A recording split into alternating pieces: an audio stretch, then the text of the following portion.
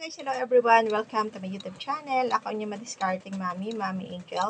In this video guys, ang pag-uusapan naman natin is regarding sa CCTV. Kung makikita ninyo guys, may CCTV ako sa likod ko. Pero bago ang lahat yan guys, syempre, please subscribe and don't forget to click the bell button para ma-notify naman kayo sa mga susunod kang video. At kung gusto niyo ang mga negosyo tips na video is, panoorin nyo lang yung mga video ko and then meron kayong matututunan and then kung may gusto kayong katanungan is, kung may meron kayong gustong itanong sa akin is comment lang and then sasagutin ko kayo sa abot ng aking makakaya. So yun na nga guys.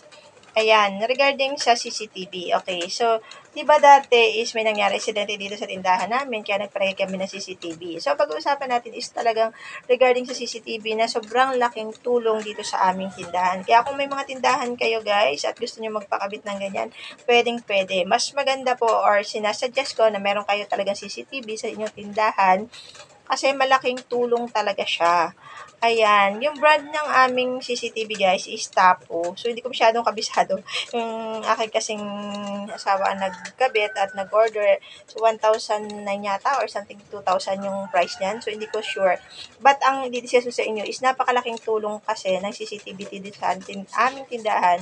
Lalo na guys sa... sorry for the interruption. May bumili guys. So, kaya naputol yung ating video. Ayun na nga. So, itong CCTV kasi namin is dito ko na monitor or nakikita kapag sarado pa yung tindahan, lalo na sa palengke ako. So, nakikita ko siya kung bukas na to. So, kapag hindi pa siya bukas, tatawagan ko sila dito sa CCTV mismo na ginigising ko yung mga bata para mag-open na. So, laking tulong, di ba, kahit nasa bahay ako.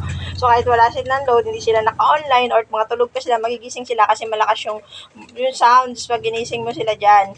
And then, after nun, guys, is malaki tulong to lalo sa mga customer namin kasi minsan namamali ng supply, namamali ng item. So, titingnan mo lang dito sa CCTV kung tama ba yung ginawa ng mga tao dito or something. Basta malaking tulong siya guys, sobra talaga.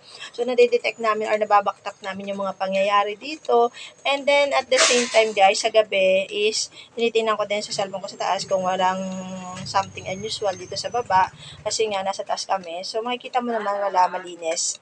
So, yun. So, kaya suggest ko mga kapwa ko tendera na mayroon kayong mga tindahan is magtagay kayo ng CCTV. Napakalaking tulong talaga, guys. So, yun muna, guys. So, once again, ako ang inyong discarding Mami Angel. Lagi nag-iiwan ng kataga na kapag may tiyaga, may nilaga. Thank you for watching, guys. In my next vlog. Bye!